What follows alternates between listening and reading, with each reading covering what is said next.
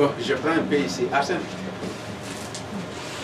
Pour moi, pour la confession, bon, j'avais insulté quelqu'un dedans de moi-même. Est-ce que es-tu bon de venir auprès de lui ou je demande pardon? Là, tu peux demander de ton côté directement, tu peux adresser directement le pardon aussi.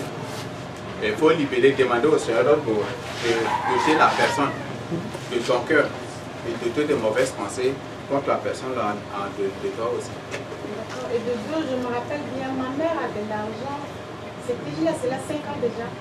Je lui ai demandé, elle m'a refusé, je lui ai volé 250. Est-il bon de venir auprès de lui pour lui demander pardon? Oui. Oui, tu peux le faire. Et tu dois le faire aussi, c'est très important. Oui, Sarah. J'aimerais revenir sur la partie où vous venez de dire que si tu es complice d'un avortement, tu prépares en suivant les traités sur la bénédiction. Les secrets d'acquisition de bénédiction. C'est dit sur les méthodes contraceptives.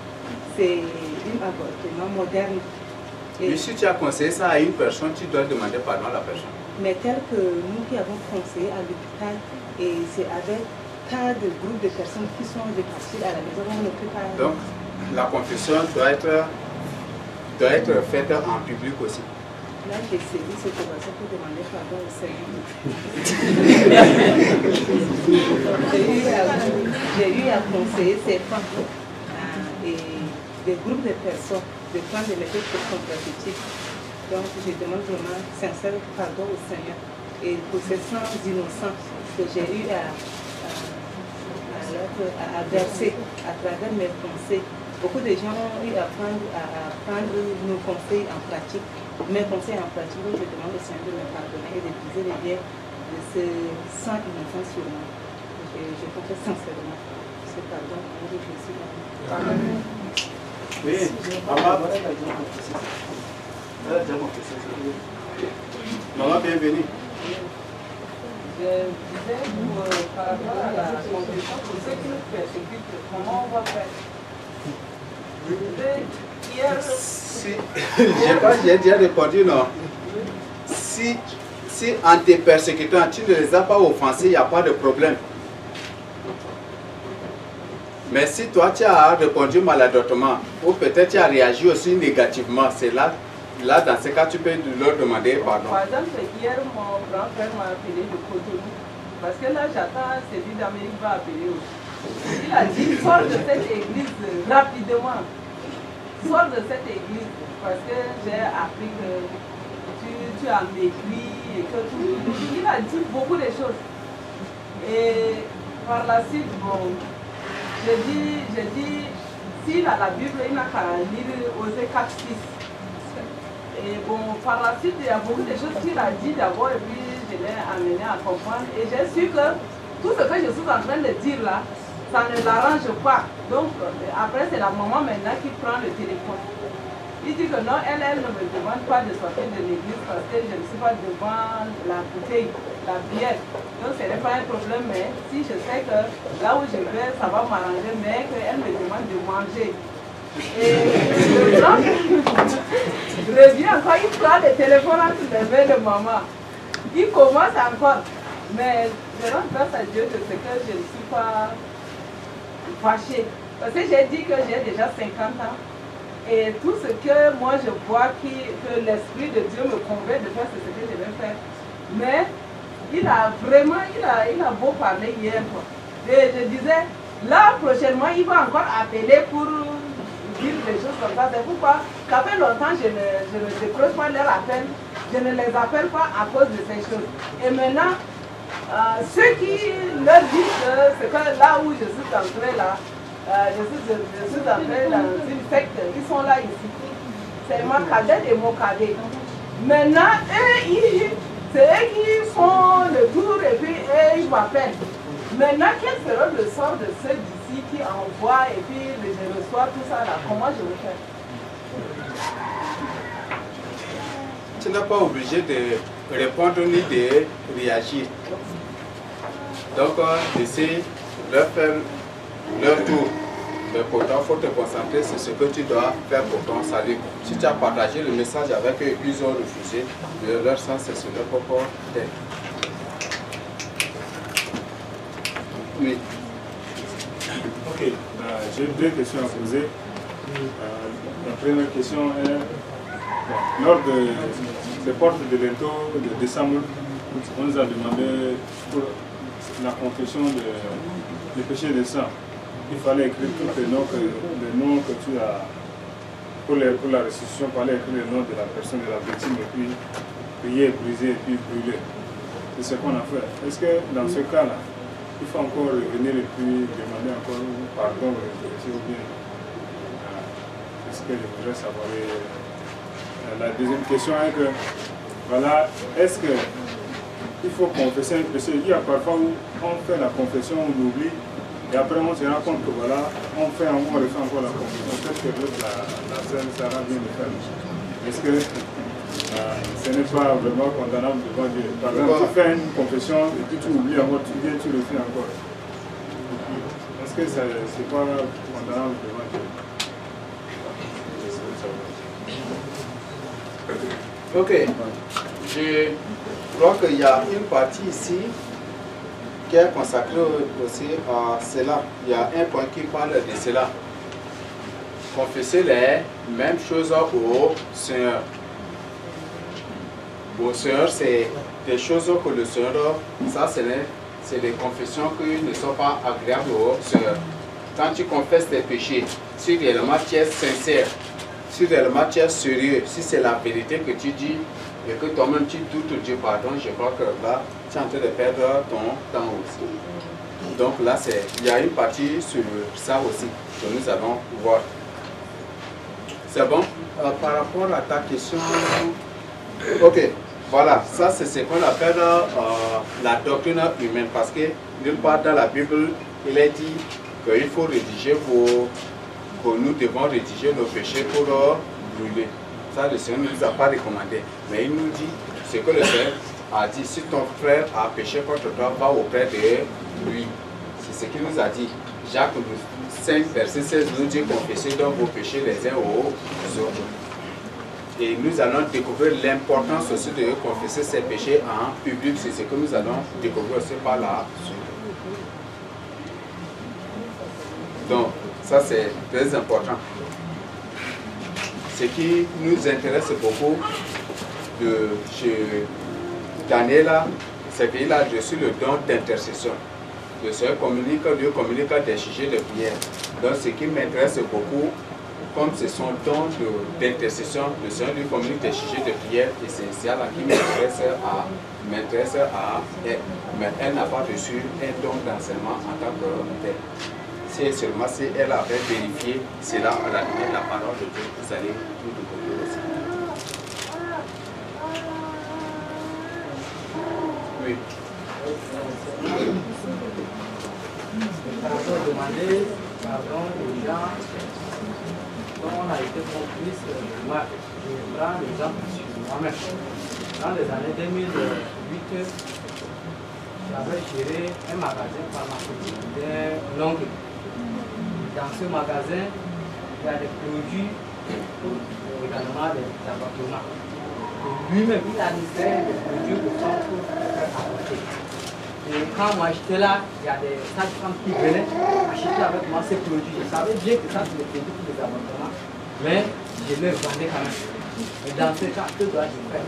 Donc pour demander pardon, il n'est plus vendre ces produits-là aussi. Si c'est un produit d'appartement. Ok, c'est comme tu venais de dire, je reviens un peu, c'est très important que chacun de nous s'applique à son don. C'est Romain qui parle qui nous recommande d'exercer nos dons. C'est Romain, non? Romain 12. Non, c'est pas 12. Ça serait 14. Bon, j'ai déjà oublié, mais qui nous recommande de nous appliquer, d'exercer nos dons. Si j'ai, par exemple, reçu le don de... J'ai reçu le don d'intercession et que moi je me mets à enseigner. Ce n'est pas le don que j'ai reçu. Donc je vais enseigner de fausses choses aux gens. Et c'est là le problème. Si j'ai reçu le don d'évangélisation que je me mets à enseigner, ça ne peut pas vraiment aussi passer. Romains 12, le verset 7. Romains 12. Que celui qui est appelé au ministère s'attache à son ministère. Oui, oui, tu peux plus.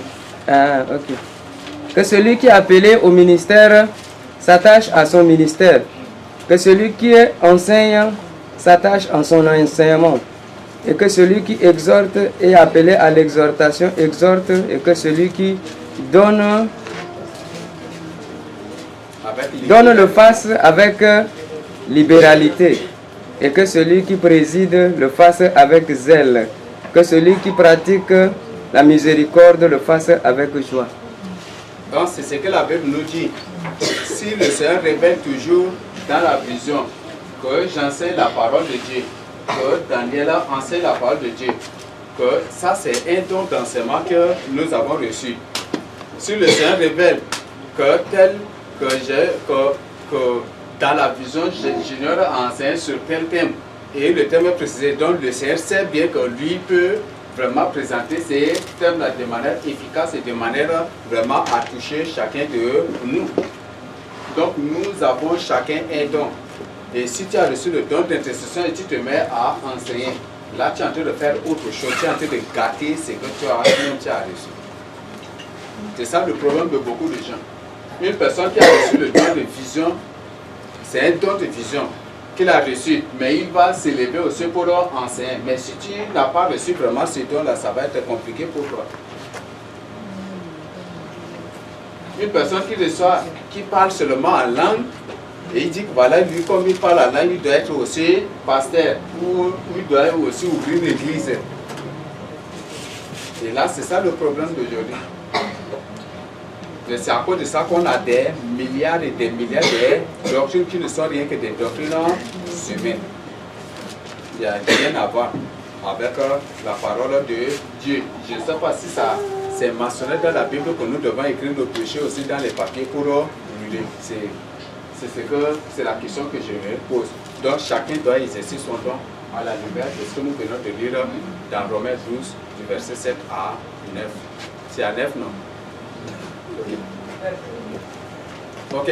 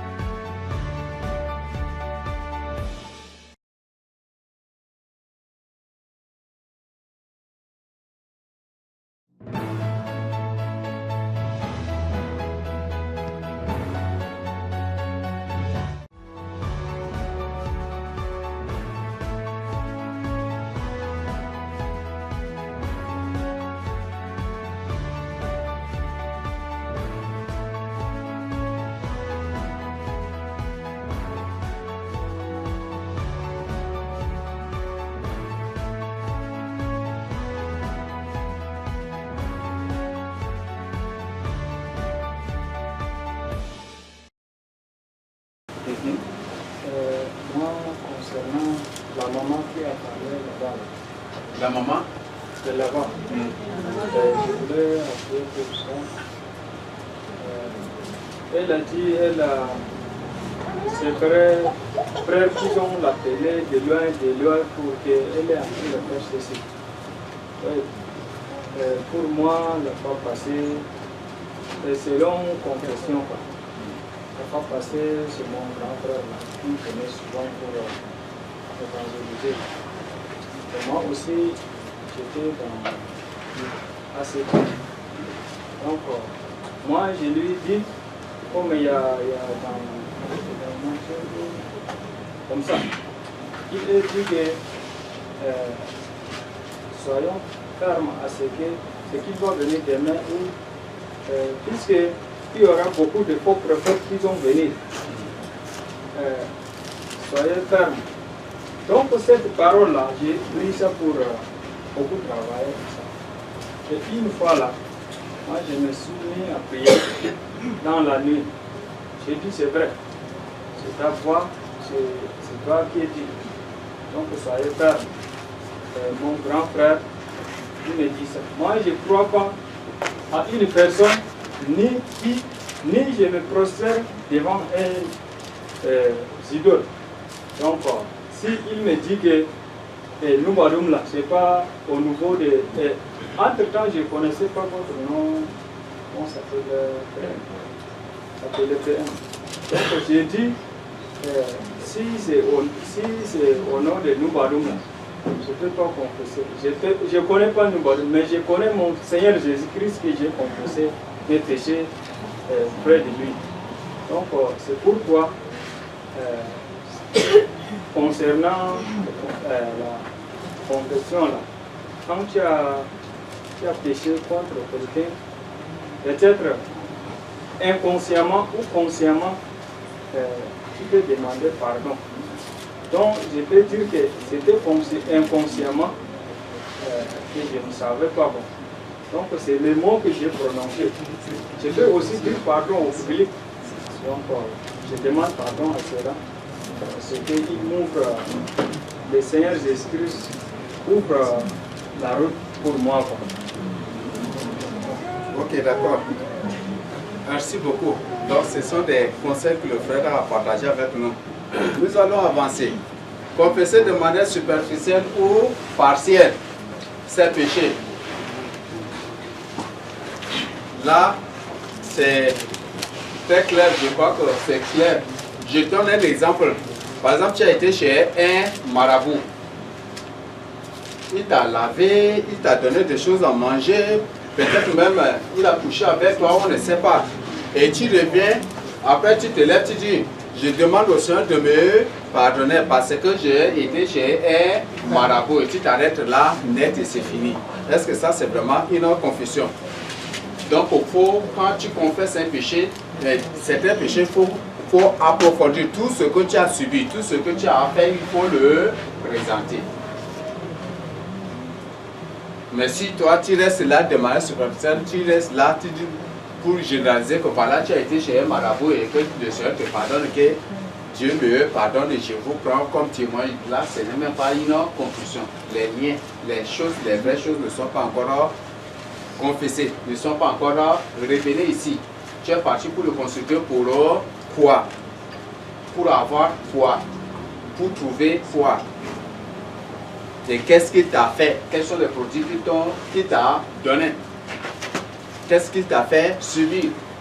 Et quelle influence aussi sur ta vie ou comment tu as utilisé aussi? Tu as partagé ça là avec qui? Il y a des gens qui prennent des choses, des marabouts pour venir partager avec les autres aussi. Tu as fait avec qui? Il faut penser sur cela. Il faut tout confesser, tout cela. Mais si tu dis, voilà, moi j'ai été chez un marabout, je veux que Dieu me pardonne et que je vous prends comme mes témoins pour que le Seigneur me pardonne, ça ce n'est pas encore une confession. Là c'est très clair. Si tu as été chez un féticheur, la même chose tu dois le faire. La même confession, il faut le faire de manière approfondie. Tout ce que tu as subi, tout ce que tu as fait, tout ce dont tu as été victime chez ce marabout, il faut le faire. Et tout ce dont aussi les autres ont été victimes de ta part, il faut aussi le présenter. Je crois que c'est bon. Ok. Confesser avec une mauvaise intention, avec des messages subliminaux. Ça connaît beaucoup de gens. Il y a des gens qui ont confessé leur péché, peut-être en public, ils visent une autre personne, mais ils ne vont pas l'attaquer directement. Dans leur confession, toi qui fais là il attaque l'autre de manière indirecte. Ça, ce n'est même pas une confession. Si tu confesses, c'est ça ta manière de confesser, ça c'est une confession qui n'est pas du tout agréable au Seigneur. Si tu confesses dans une mauvaise intention ou avec une mauvaise intention, ça ce n'est même pas une confession. peut-être confesser de manière à exciter les autres, à haïr l'autre. Parce qu'il a fait ceci. Confesser de manière à exciter les autres pour avoir de la rancune, pour soulever les autres ou pour semer la division. Ça, c'est des confessions que le Seigneur n'aime pas. Ça, c'est des abominations devant le Seigneur. Et c'est une malédiction aussi. Le Seigneur veut que ses enfants créent la paix. Heureux ceux qui procurent la paix, car le règne de Dieu est pour eux. C'est ce que la Bible nous dit. La Bible ne nous a même pas dit heureux ceux qui excitent les autres contre les autres. Ça, le Seigneur ne nous a même pas dit cela. C'est bon? Confesser en rappelant les offenses subies ou les problèmes passés.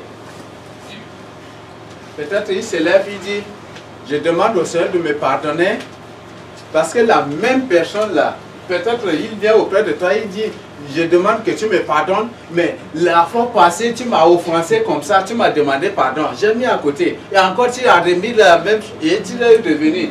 Il rappelle toutes les offenses que tu lui as faites. Ça, ce n'est même pas une confession.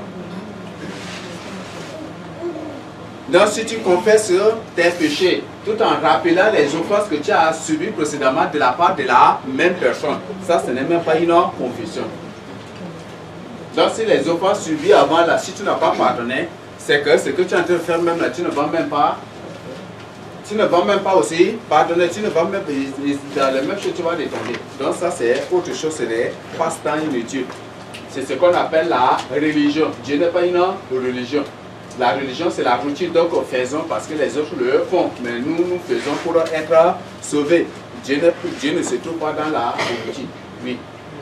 Que faut-il faire quand tu vas pour demander pardon à quelqu'un d'un confessé et qu'il te rappelle ce que, attention, te rappelle ce qui est passé, que vous avez déjà demandé pardon pour te susciter querelle. Que faut-il faire devant ça? C'est un nuit ou c'est pas un nuit? C'est un début.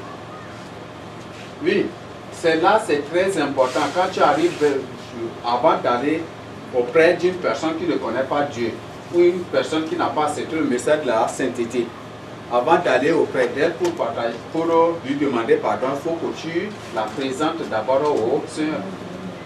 Il faut prier, il faut gêner pour que le Seigneur le saisisse de son Esprit Saint. Et quand tu viens, il faut être direct au but. Je reconnais de t'avoir fait cela et je suis venu pour te demander pardon. Car Dieu condamne ces choses, je regrette cela, c'est pour ça que je suis venu pour te demander pardon. Mais quand toi-même tu veux faire des contournements pour avoir raison, c'est là où toi-même tu vas déterrer tout ce qui a été enterré avant. Oui. Aller droit au but. Prenons par exemple pour la personne qu'on a vu sa nudité.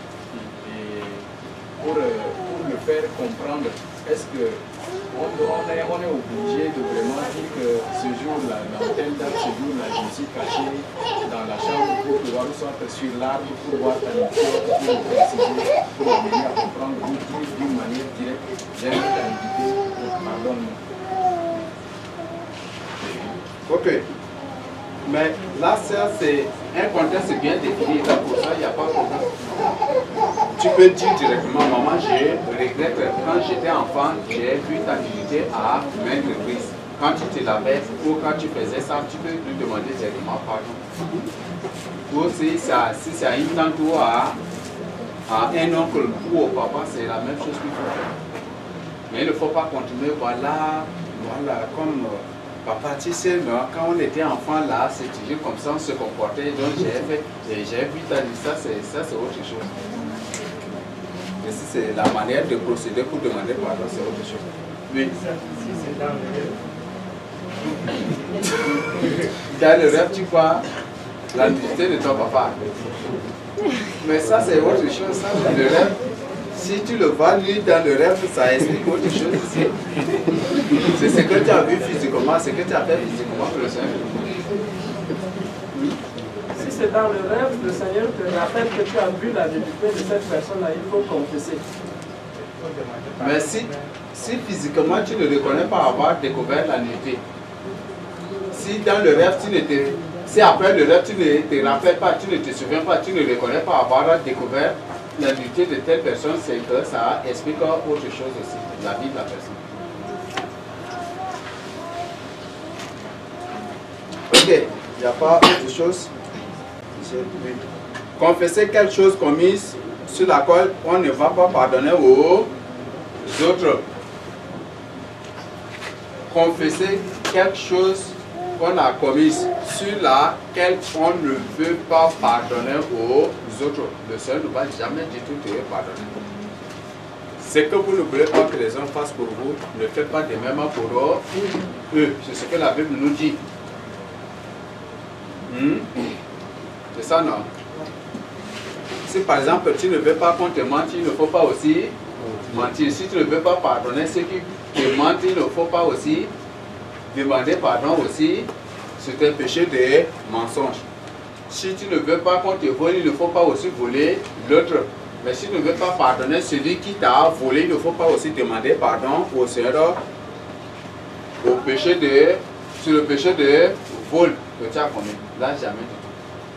Donc ça c'est très clair et ça interpelle beaucoup d'entre eux et que nous devons vraiment réfléchir sur cela.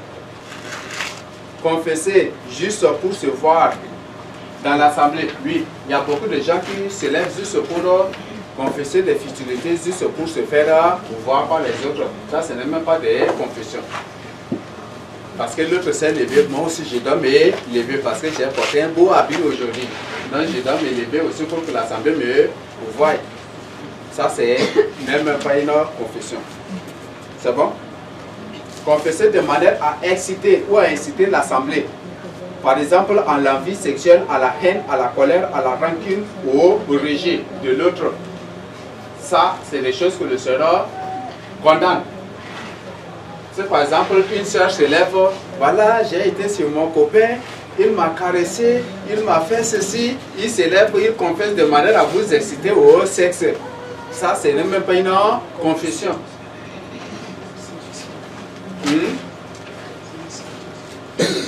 Ou par exemple, il y a, je crois qu'on a été visiter ça une fois ici, non? C'est une femme qui s'est levée pour dire que quand son ami couchait avec elle, elle criait aussi et elle demandait pardon au Seigneur. Oui. C'est pas ici, non? C'est pas ici. C'est à Coumbre, non? Où c'est? Non, je reconnais qu'au moins ici,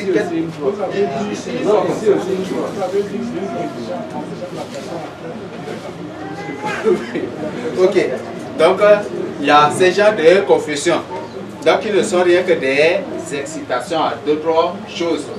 Confesser tes péchés de manière à exposer l'autre à la haine, à la rancune. Ça, c'est vraiment des choses que nous devons éviter. Et si une personne se lève net pour faire ce genre de confession, arrêtez-les. Vous n'avez pas besoin de consulter le dirigeant ou les bergers avant de l'arrêter, mais vous devez l'arrêter. Là, c'est clair, assez nouveau. Donc, il y a beaucoup qui agissent ainsi, qui confessent ainsi leurs péchés. Ça, ce ne sont même pas des corps de confession, mais ce sont plutôt des problèmes. Des problèmes et des choses qui amènent des divisions dans l'Église, des divisions entre les frères et qui conduisent aussi les frères dans le péché. Donc nous devons arrêter, stopper la personne sur le champ. Confesser juste pour faire comprendre un problème à l'assemblée. Il y a ces cas-là aussi.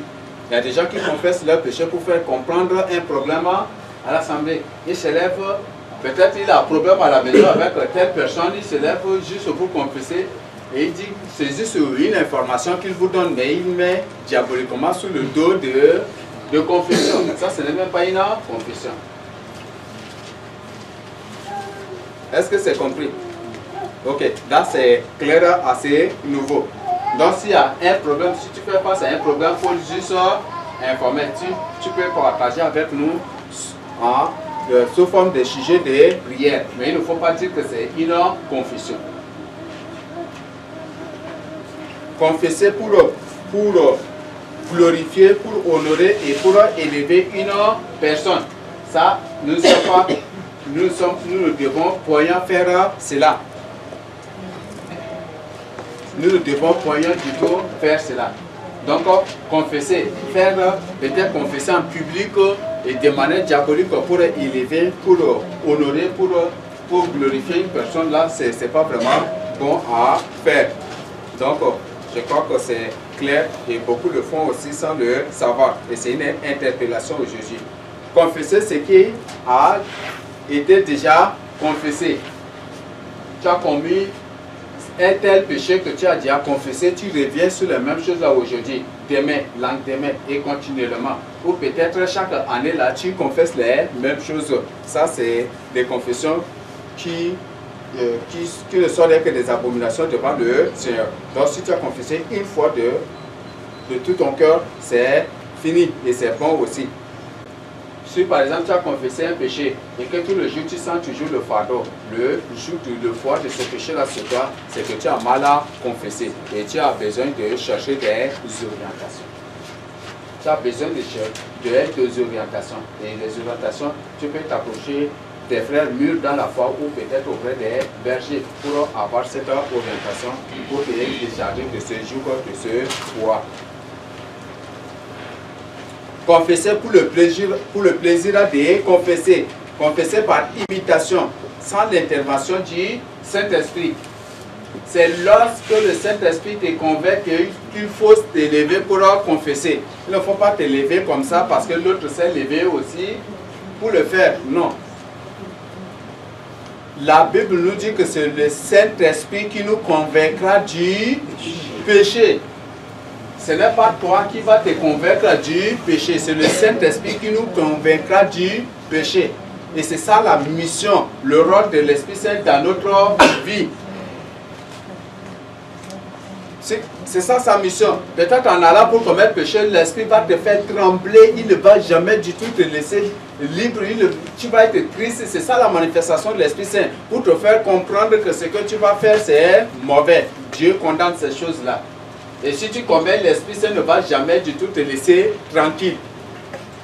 Et si tu t'obstines, c'est la source aussi de ton apostasie, de ton rétrograde. Tu finiras par être rétrogradé.